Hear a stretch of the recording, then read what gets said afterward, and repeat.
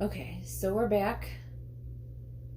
So I have a question for you. Okay. Since we've been talking about law of attraction, manifestation, and all these things, um, how do you, what do you think is different for the people who are really struggling in life? And I don't just mean like emotionally struggling. I mean like maybe they have some terrible like terminal illness or physical limitation, or they've suffered like intense trauma. um, how do you think those types of people, what does law of attraction look like for them? Maybe I'm not like phrasing my question correct. No, You I know what I'm understand. getting at? I Like, do. I feel like people who are really dealt a bad hand in life, maybe they didn't get the best education, and now they're just kind of like on the like outskirts of society. I see a lot of people like that. I work at a charity hospital, so we have a lot of like low income people who come in, a lot of homeless people, and how what's the difference between people like people like that and like people who are like more on this spiritual path? Like, do you think maybe it's like a karma thing, like they've reincarnated into this difficult life situation because that's what they need to work through in this lifetime? Like, sometimes that's what I think. Yeah, I would agree, especially with. So there's a couple points to it. It's, I think, very self centered of us to think that this life is the only life that we have. And that's just my personal belief, but to think that like this is the only chance we have to it is our only chance to live this specific path, this specific unique outpouching of source, if you will, of this, like, your experiences. But I believe that we are born into a lineage, right, with past experiences, Mm-hmm. past traumas, past, like, so all of that karma being coming with us, Mm-hmm. right? And based on, and I don't mean like better or worse than, but I mean in a way of some people are just in different places on that continuum of spirituality, right? Mm-hmm. And so some of us that are waking up or having that awareness, that are closer, that can kind of break through some of that stuff. I think, and that's just where they are, versus some people who have come into it, they're not ready to wake up. They're still in their traumas. They're not ready to like leave that, or let go of it. Or not saying that like you can just let go of terminal illness or let go of like a physical Right. thing that you're born with. I think, or even mental. I really believe though that those experiences that come with us are a big part of our karma, Our karmic path. yeah. And it's to say that we can't all, and I've heard some schools of thought like that, whatever, enlightenment is the goal. I Sure, if that's what you want it to be, right? I think when we pass over, when this physical body is done with its time, regardless of when that happens, we go back to source, right? Our soul, I assume, leaves the body and goes back to this universal life force energy that connects all of us. So we're not in the physical form, but we have all of these experiences that kind of go with us. So I really do find it sometimes difficult to talk about this stuff with people who maybe aren't as, I don't want to say far along, because I don't mean a progression as in better or worse, because Right. we are where we are based on our actions and our decisions, our consequences of those, and maybe it's not yours that you came through with. So, for example, an easy one, I guess, because it's my own experience and my own story, I believe that my my challenges and my struggles are based on what my parents weren't able to process for themselves. And when they had me, I was born of that, right? Mm-hmm. So you think about conception and what they were emotionally involved in, or even mentally, the stress levels, all of the stuff that they've come through, their own traumas in their own childhood, and all of that, right?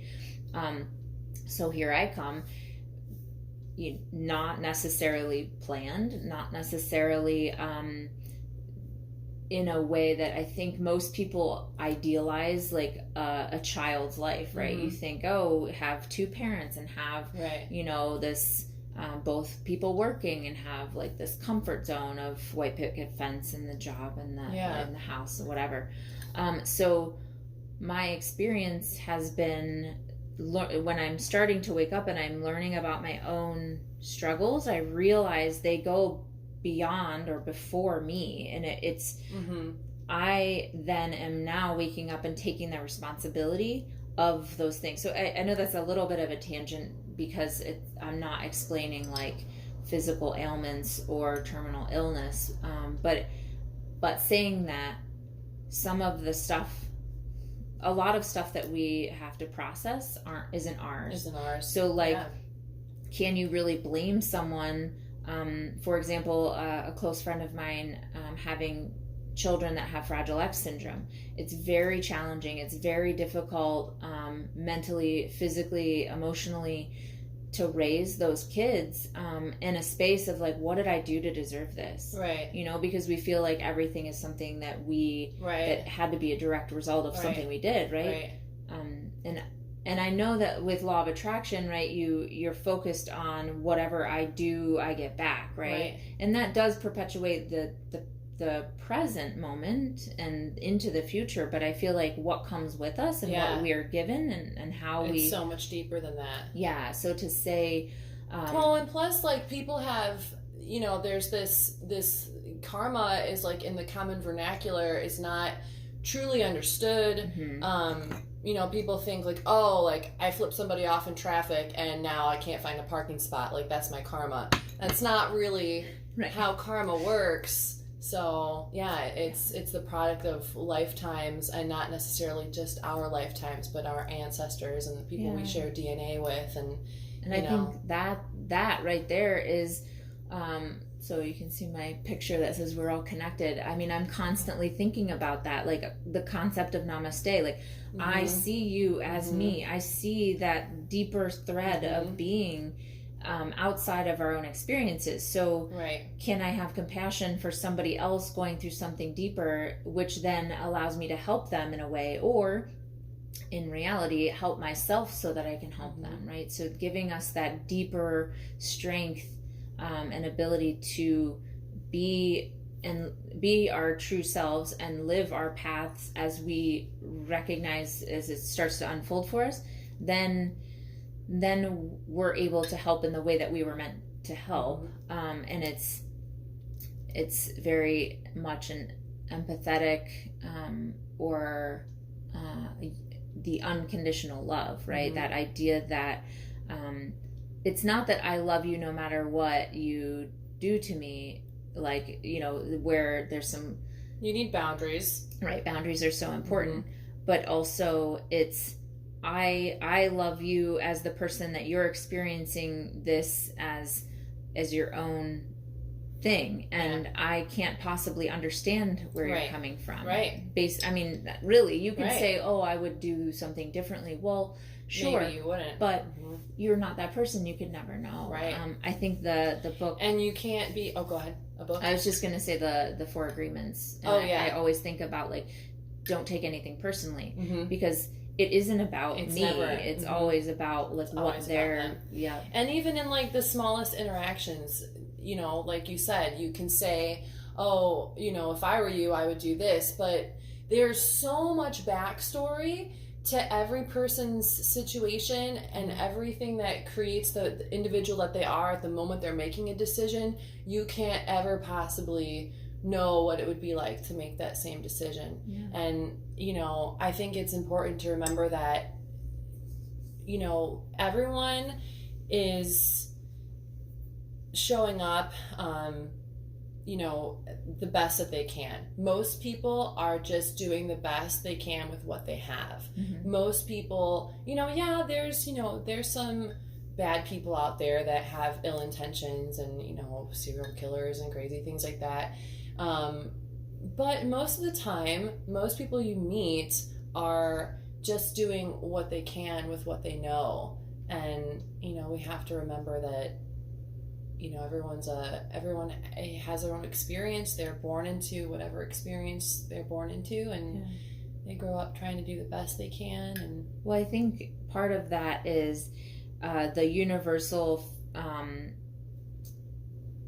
feeling or objective, I guess, to like feel good, right? Most of the actions that we take are based on, I want this thing, I want to do this thing because I feel like, or I imagine I'll feel better in the having of that thing, right? Mm-hmm. So that's said a lot in the law of attraction world. So, not you particularly, but we decide on a job path because we feel like, for whatever reason, it doesn't matter, financially or fulfillment, we think we'll feel better in the having of that. And mm-hmm. and it's our internal guidance and our intuition that helps us kind of navigate and fine tune that. But the reality is, even with serial killers, even with people who have ill intentions, like you said, they're doing the best they can because they feel like, for whatever reason, their background, all the stuff that comes with them, that's where they're at. Mm-hmm. I'm not giving them any reason. I'm not saying that's okay. I'm saying I still have compassion, right. And I wish for them that something shifts, right? Like something, because if you believe that we're all connected, mm-hmm. that person isn't any different, right, in the big scheme of things, right? And even in like people talk about jails and how it's just a mess, and I can't even speak to it. I really don't know the depths of it, but just my broad, vague overview that there's so much healing that needs to happen. I don't want to say it like that, but there's so much potential there, right, for these people who are underserved or underprivileged, mm-hmm. or have that background where they just grew up thinking this is what it's like, right. and maybe like even in like gangs and stuff, I'll feel better if I have this power, or if I have this, if I show this. That's the conditioning of it, right? And so not everyone's ready to how we are doing the work and really trying to show up and serve, mm-hmm.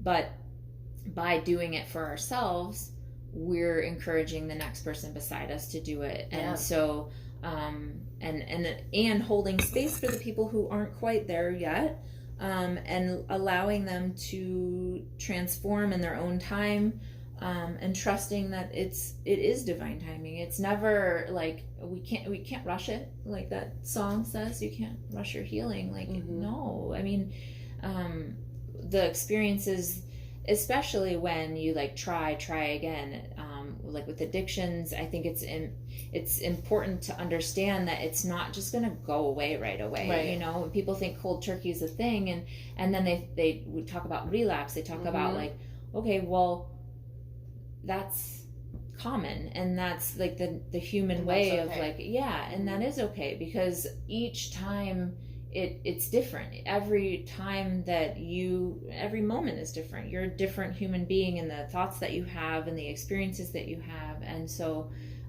giving yourself that space to understand, I am a culmination of my experiences, but when you wake up, you're choosing to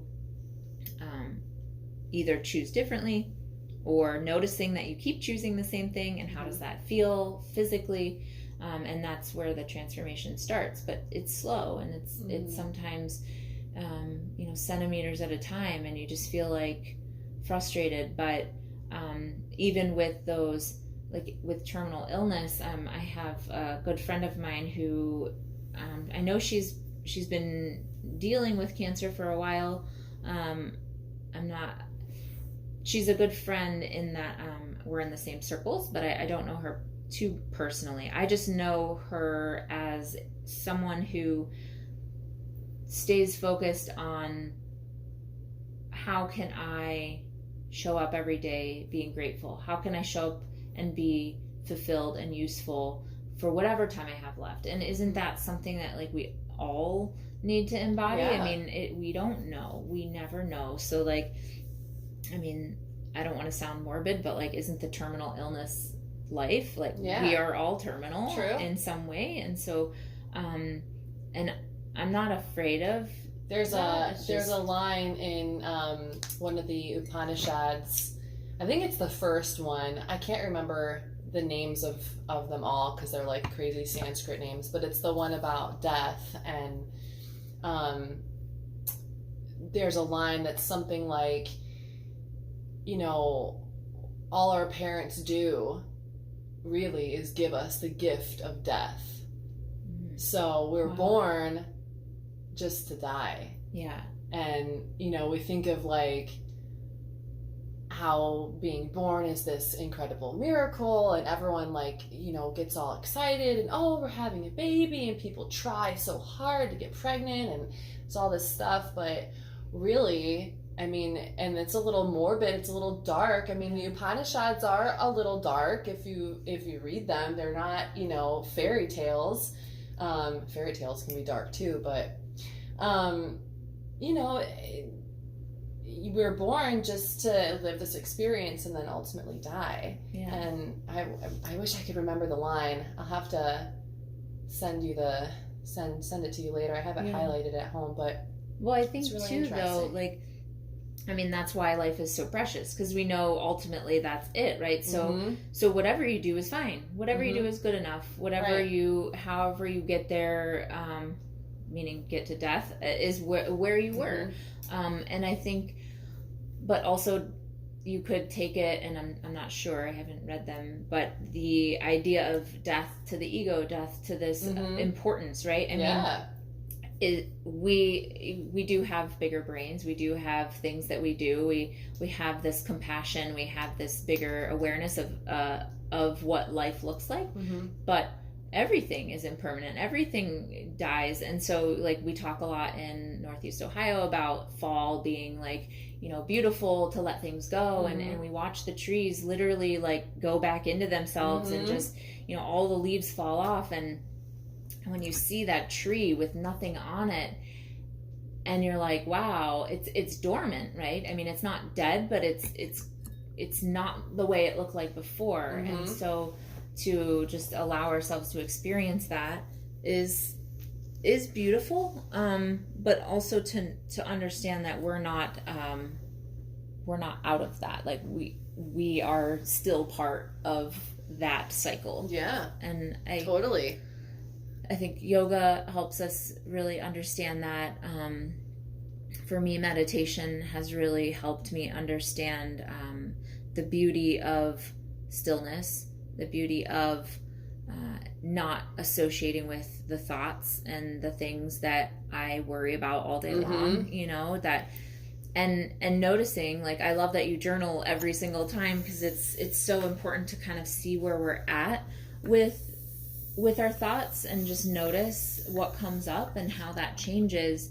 I mean, that was an integral part of my leaving my corporate job, was to understand where I was a year ago mentally. When I saw the words like, I feel like I'm dying inside, those are heavy. I've been there. Yeah, and it's a common experience, but when you feel it for yourself, you feel very isolated. You feel very like nobody understands. And when you realize it's so much more than like your life is so much more, right? So we're talking about two opposite ends of the spectrum. Like it's really nothing, and how, who are we to understand, like to expect that we have to do all this stuff in our lifetime. But also like there is so much we can do, and that's okay too. It's like I feel like as humans we can't completely grasp and understand at one moment, right? And some people find that. I think in meditation is a huge part of that, but like that the vast understanding, the huge bigger picture is not always tangible in one moment of understanding, right? You kind of pick pieces apart. And then you can look back. Yeah. And you can see kind of the grand scheme of things. It's hard to imagine. I think the common denominator is, acceptance, being okay with where you're at, and that idea of non-attachment. And that goes back to what we said in the beginning of this conversation about kind of letting go. When, for law of attraction, you kind of just let it go, and you don't feel, it's like you said, it's not like a shallow, like, oh, whatever, I'm fine without that, I don't need that anyway. There's not like a bitterness to it, but there's just like a general like neutrality, a feeling of neutrality around the outcome. And that's a huge lesson in yoga, the non-attachment of doing it just to do it, and being okay with whatever comes up for you, and just continuing on. And that's hard, I think, when people haven't really experienced that or are kind of new to that concept. It sounds really foreign, and it's easy to articulate that, but it's more difficult to describe the feeling if you haven't felt it. It's very experiential. Yes. It's almost like when it happens, you feel it in your brain that something clicks, that something is like that feeling of, oh, I get what you're saying now. Right. Yeah. And it takes a lot of inner work, a lot of dedication, and a lot of practice, a lot of meditation, a lot of yoga. I mean, I guess there's probably some other ways, but that's been my experience. And I feel like I try to teach my students about that, and I see a lot of blank stares, and I want to find a better way to convey that to them. And there's always this balance of like action and effort, but non-attachment to results. And that's really a strange concept, because in our modern life, we're very attached to results. Oh, I'm working hard, I have to get a paycheck. Oh, I'm going to work overtime because I need some extra money. Or even further than that, maybe you want to take a vacation, or maybe you want to move away. So you're like, oh, I'm working toward this thing. And at the same time, you have to be like okay with, I don't know, it's such a difficult concept. Yeah. And with that, a lot of times in the law of attraction groups, I'll have vision board activities, and the one that I did in January, to see the stuff that comes up, or that came up, and to see how they've come to fruition. I had no idea what it would look like, but it's interesting that I didn't have a time frame, because so we think, like you were saying, you have goals and you're like, I need to meet this goal, or financially or physically, whatever, and you become attached to it. But when you let it be easy, and that's Abraham Hicks, one of the law of attraction gurus, if you will, talks a lot about letting it be easy and the path of least resistance. And I know for a lot of people, like you said, you want to work hard, you feel like that's what's going to get you there, but that's resistance. That's pushing something away from you, pushing so hard. I mean, the action should be authentic and genuine, and something that may require effort, but not, oh my God, I have to have this. If I don't get this, my life is, So to see the stuff that's come to fruition, I mean, it didn't look like what I expected. And I had no idea how the time frames, but it almost seemed like, because I had no attachment to them, it just started happening in a very authentic way that seemed easy and seemed so fluid. And I think, like you said, when you wish that the students could understand this concept, I mean, you're planting seeds. And I think that's so important. Like we were saying, it's everyone's in their own space on the continuum, or whatever that looks like. And I'm not even meaning a straight line. I mean like this matrix of continuums that like just we can't even comprehend. But this idea that we we have to work hard, that we have to have these goals, that, I mean, and I struggle with that because when you have a vision for your life, not everybody does, and not everybody wants to, and sometimes it's nice to just be and just to do, but for me, I feel very uncomfortable when I'm stagnant. I feel very frustrated and like itching to find a way to feel fulfilled, right? So and that's just part of my path, but understanding that I don't have to be doing something all the time, right? And allowing myself, that this summer was all about just being, being okay with riding my bike to the lake and just sitting there for a few hours. Right. And no, it wasn't productive, but it filled me up, and it made me realize like how important and how many people don't do that. Right.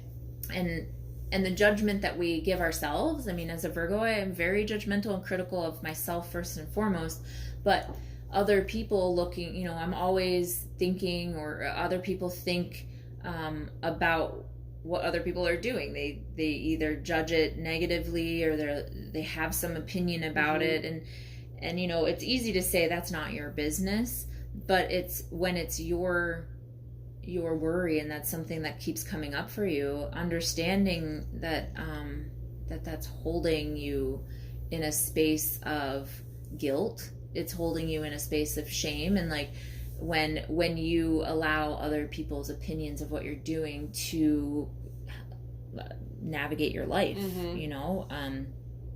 because then you're not allowing intuition to guide you, and I think meditation has a huge component, is a huge component to shedding some of that expectation of others. I thought it was just a getting older thing. Like I just assumed, oh, the older you get, the more like I don't give a fucks you have, right? Like it's that's what really, people say. Yeah, but really it's not only experience, but it's that it's finally moving into that space of I'm choosing me, right? Your own identity, whatever that looks like. And I mean, can you imagine if the collective consciousness shifted, if more and more people understood that sooner, so that future generations could understand that and know all of these things. Like, we always say, or not we, but it's said often that people wish that they would have known this sooner, or they would have understood things earlier in their lives. Well, I mean, it is a lot of what you've experienced in life that shapes you, but I think as humanity evolves, part of waking up is coming into that faster, right? I mean, I feel like humanity's relatively young for waking up, if you will. Yeah. And so it's interesting how quickly that the 20 and 30-year-olds are understanding things much faster than what our parents' generations were like, oh, I didn't realize this until I was 50 or 60. Right. And now we're all like, yeah, I'm not retiring at 70. You think I'm going to retire at 70, but we're just doing our things and living our lives and like doing what's fulfilling. And it doesn't have to, I don't want to go on a tangent, and I think the coffee is kicking in for rambling, but it's okay. I get super excited about this stuff because I feel like, yeah, me too. Overhearing conversations from older generations. Somebody across the way from me at the health fair yesterday was an investment planner, and hearing her talk to the employees about what is your financial health look like, and hearing what she's saying, it's very foreign to me anyway, so I can't really speak to it, but just it was almost like I didn't have to hear what she was saying, but I could feel the fear of, oh, if you don't have this much money, if you don't have these things in place, and like all of this stuff, that does it really matter? Right. You don't even know if you're going to get there. Right. And so I think it's important to be prepared and understand what some of that stuff means, because we are in this world and we do play those roles. Right.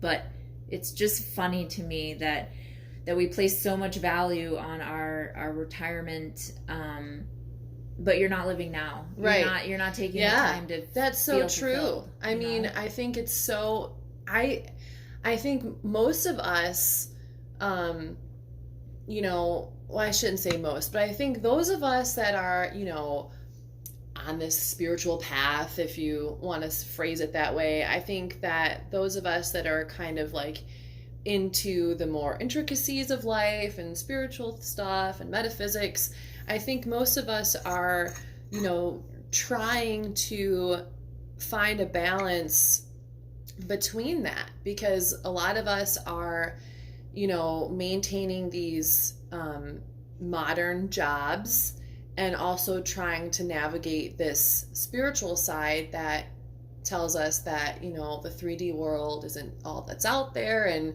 we need to be, in the present moment.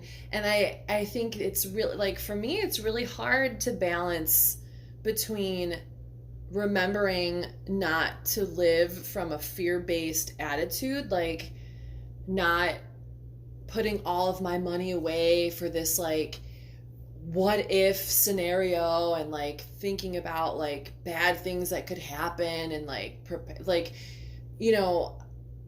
you have to remember not to live from a state of fear, but also, like you said, be prepared. And like I also don't want to get to 75 and not have any money because I was living in the moment for 50 years. And I think it goes both ways, and it's hard to know that balance. And I think it requires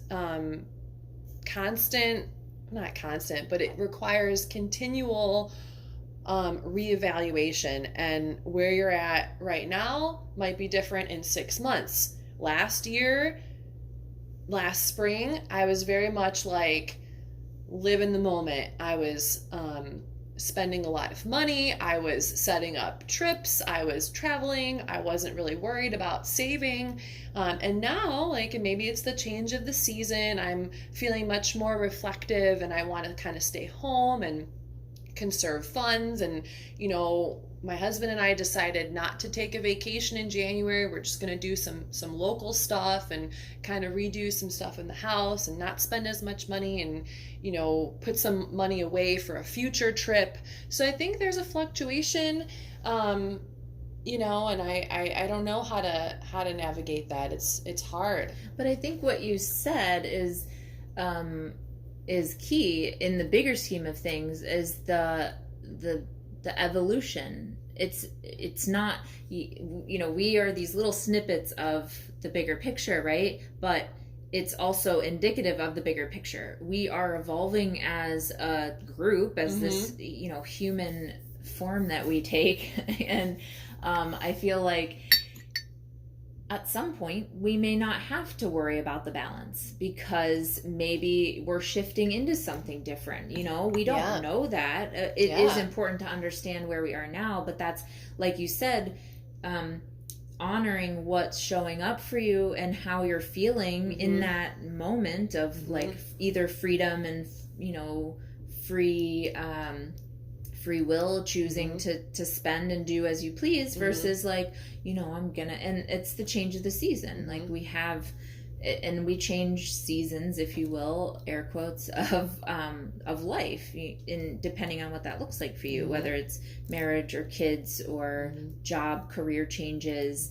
And the biggest, I think, component to that is coming back to intuition, which comes back to how are you building that? How are you helping yourself stay true to that? And like you said, it might not be meditation and yoga for everyone. I believe meditation and yoga is for everyone. They just might not either be open to it yet, or it might look a little bit different. Some people find it in the power flow. Some people find it in the yin.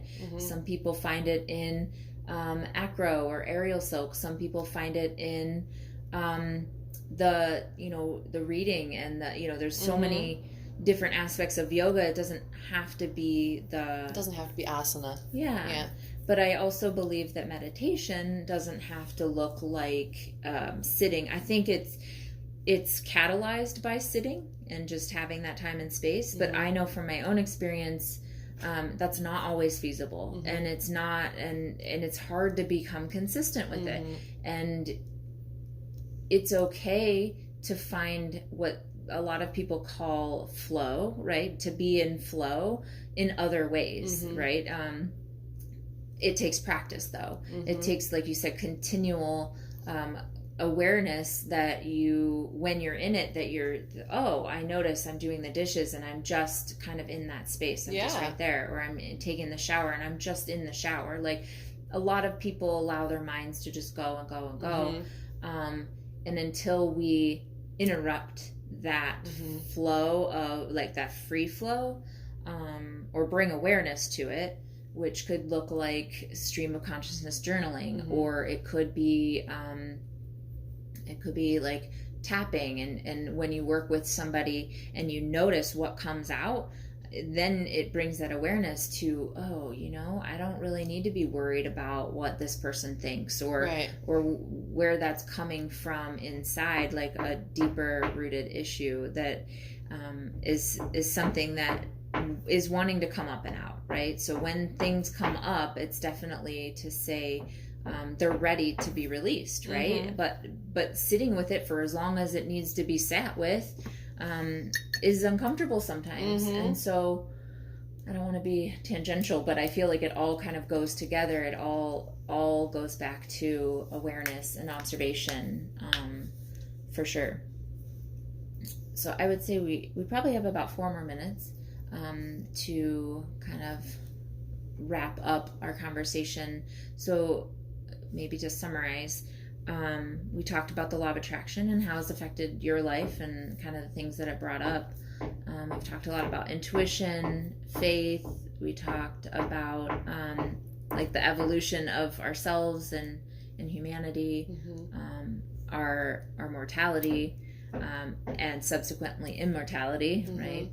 And the non-attachment. Yeah, non-attachment, which is beautiful. It's a freeing place to be, I think, and that's new for me, to not have attachment.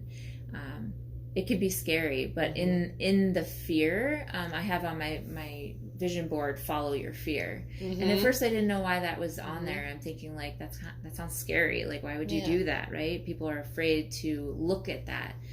But it's, again, bringing the awareness to those thoughts that are coming up and just noticing what needs to shift, and not in a way to, like, fix, because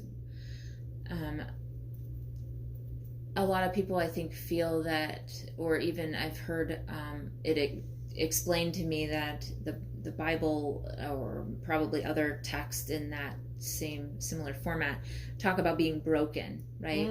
The human form, the human experience is broken from source, right? We are not God.